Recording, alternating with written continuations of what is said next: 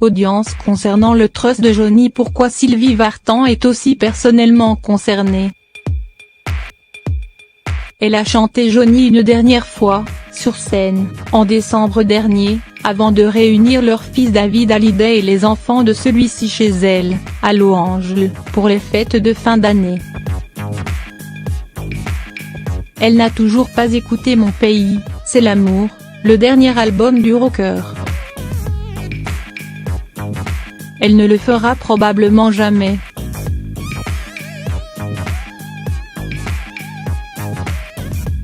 Pas la force, a-t-elle confié durant la promotion de son propre album, Avec toi et hommage au taulier. Et puis, tout ce déballage concernant l'héritage Hallyday et stop, pas dans ses habitudes. Ce 6 février, Sylvie Vartan ne devrait cependant pas faire la sourde oreille à l'évocation du nom de son ex-époux. Maintes fois reportée, une audience doit en effet statuer sur les droits du trust mis en place par Johnny au profit de sa veuve, Laetitia Hallyday. Celle-ci peut-elle organiser le transfert d'avoirs, de biens matériels et de royalties dans ce coffre-fort américain? C'est la question qui doit être tranchée sous le soleil de Californie, alors que les aînés du chanteur, David Hallyday et Laura Asmey, ont déjà obtenu le gel de 37,5 de ses droits d'interprète par la justice française, en décembre dernier. C'est aussi un sujet qui concerne directement Sylvie.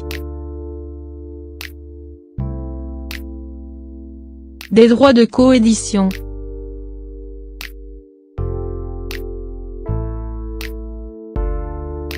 Si, depuis 2002, Johnny avait l'habitude de négocier avec ses auteurs et compositeurs la cession de leurs droits à sa société d'édition Pimento Music, ce fut notamment le cas pour David. 2 collaborateurs sont parvenus à rester coéditeurs, comme le rappelle le livre de Lena Luto, Ils se sont tant aimés.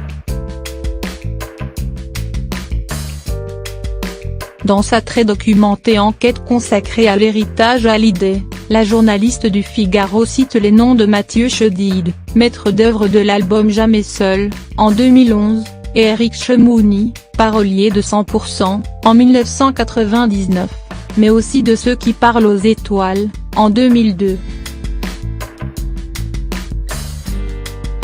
Pour ce dernier a obtenu que sa part d'édition soit donnée à la PME Sylvie Song, la société d'édition de Sylvie Vartan.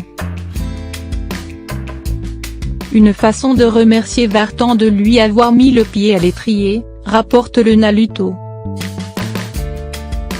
Mais aussi sans doute est-il l'allié un peu plus à Johnny, alors que Laetitia entend rester l'unique bénéficiaire de sa succession et